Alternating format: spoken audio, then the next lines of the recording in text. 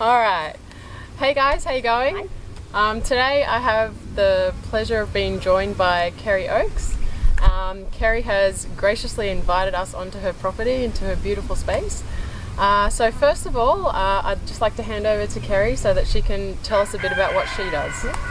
Hi everyone, my name's Kerrie and welcome to Satchitananda, which is my property with my partner in Harlan, Queensland. And Sarah's come to give you a bit of an insight into my herb garden, but more than that into the Somerset Community herb clinics, which I have created. I came to herbalism fairly late in life, but always had an interest in plants, in herbs, how they grow and how they would be used as medicine. Yes.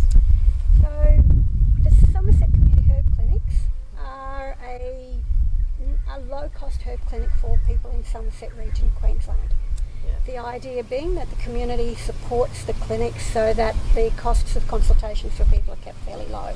Yeah, which is amazing. I mean, Somerset is such a huge area in Queensland. I don't know if many of you are familiar with it, but it encompasses such a great geographical space. And there are 32 or 33 distinct communities that make up Somerset Region. Yeah. Each with their own little identity, ranging from quite small little villages to the larger towns of Esk and Kilcoy. Yeah, and I myself live in Caminya, which is part of the Somerset Region. And actually, I met Kerrie through the Queensland Herb Society, just fairly randomly, you could say, but nothing is ever random. And then I recruited her, which is what I did.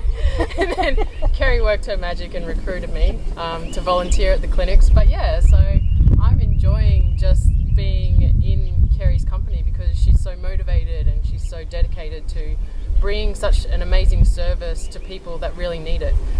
So at the moment, how many clinics have you got up and running? So we have 3 clinics running. So once a month we visit the towns of Esk, Kilcoy and Lowood. So I guess kind of to understand that and put it in context is that this time last year the clinics were just a little germ of an idea in my mind. Yeah. I had come to the end of my qualification with an advanced diploma in Western Herbal Medicine and had to do a business plan and was trying to think of ways to use what I'd learned. And around about this time last year I was toying with the idea of a mobile clinic, travelling through the region anyway. Because as you say, it's a big region. It's a big region, yeah. And to expect people to come to me here in Harlan, which is a tiny little speck on the map, some doesn't even make the map, I kind of thought, well, that's possibly unrealistic. Yes. Also, because my own personal situation, I don't really need a big income, which is a bit of an advantage. Yes. And so around about the same time I was trying to work out how will I do this, a friend of mine in America sent me a link to a clinic that's run by Herbalists Without Borders in the US. Yeah. And from there the journey started. Yeah, nice. With the idea of setting up clinics, because one of the things that I soon realised about Somerset Region was it's very diverse. Yes. Very large. Yes. And about 44% roughly of the population live around or below the poverty line, which is quite big.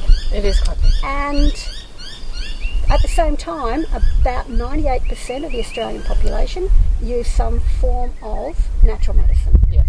And we're going through such a huge revolution, I guess, in the way that we look at medicine, where our medicine's coming from, being more conscious of our health personally, and people are more like taking their own health journeys to find out what works for them personally, I guess. Yeah, they are. And one of the other things, so some people really have had bad experiences with the health system. Yes. Others just want to be more healthy and don't quite know where to go. And then there's a lot of people who go into the big mega chemists, look at a product on the shelf and go, well, which one do I take? Oh, this one looks good. But they don't realise that that product may interact with medications that they're already taking, or it may not be of a high enough intensity for what they're needing, or have some particular ingredients that they don't need at all. Exactly. So herbal medicine has that beauty of being able to tailor the response to the need of the person. Well, that's right, and everyone is quite literally an individual in their body makeup and their body chemistry, and you know, what is contraindicated for a particular person is so different, you know, for each individual. And you can't just say turmeric works for everybody, because it's just not true. That's exactly the case. Yeah.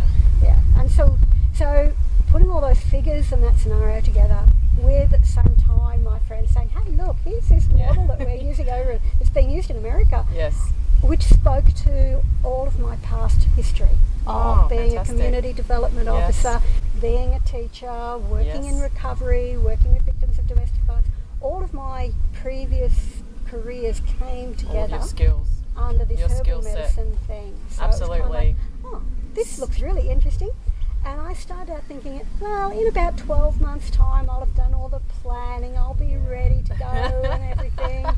And 12 months later, we're running 3 clinics. We've got a solid client base of about 12 to 15, which doesn't sound like a lot, but it's actually not a bad figure to work with, because we don't want to set up an expectation that we can't meet. So we have the 3 clinics. We have 15 gardeners who are growing our herbs for us. Fantastic. We're just starting that process. Yes. So again, the concept behind the Somerset Community Herbal Clinics is it's a community-supported herbal clinic. To keep the costs at a very low, affordable contribution, the more that we can get the community chipping in, the easier it is. So if I don't have to go to a company and buy herbs, that's something I don't have to charge for. That's that you don't have to pass that cost on to the people. Right. Yeah. So things like the bags that we use in the clinic to give to people their product, they've all been donated by members of the community. So again, I don't have to go and buy bags, which I then have to pass the costs on to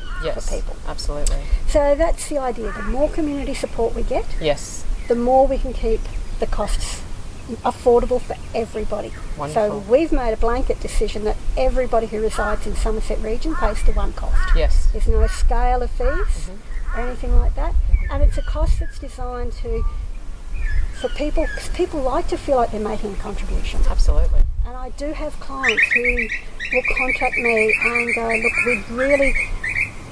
but we can't afford it. And I sort of go, look, come, we'll work out the money later. Yes. As a business person, I'm not very good.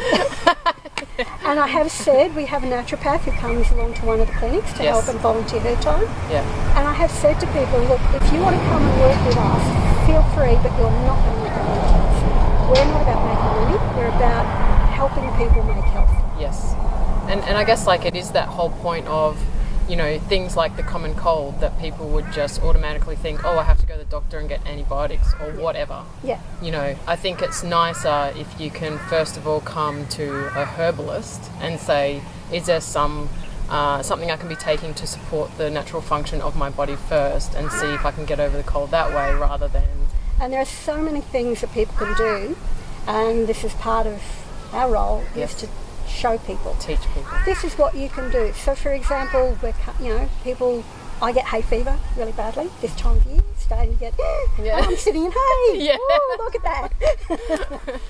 But I have found that for me, and for my particular constitution and my thing, a mix of ginger, horseradish and vitamin C work really well for me. Yes. Okay, so here in Somerset Region, here in my own garden, I can grow ginger, I can grow horseradish, and I can grow as much vitamin C as I want. Fantastic. Why not just grow it? Why not just grow it? Exactly. It kind of makes sense to me. It does. But then it's also about, that works for me. Other people might find, so you for example might find, Sarah, that an echinacea added into that blend would work for you. Would be better. And echinacea is a common one for people for colds and flus and things like that.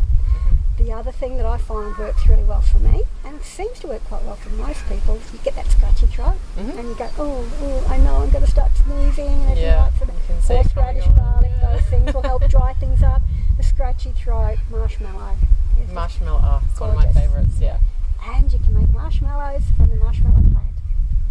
Really? You can. Wow. So it's really easy, really simple, and was originally had marshmallow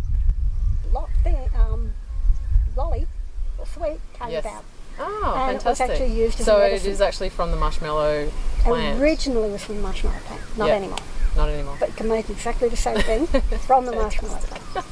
That's awesome. Oh, that's great. Yeah. So I'll put Kerrie's details in the information on the bottom of the video if you wanted to find out more, or if you just wanted to talk to her about the process of the clinics, or even just anything really. I'll just put information down there. Happy to talk about it. We have a Facebook page, so look for Somerset Community Herb Clinics. You can join the Facebook page. Fantastic. If you're interested in volunteering or supporting or being a client, just message us to the page and we'll see what we can do. Wonderful.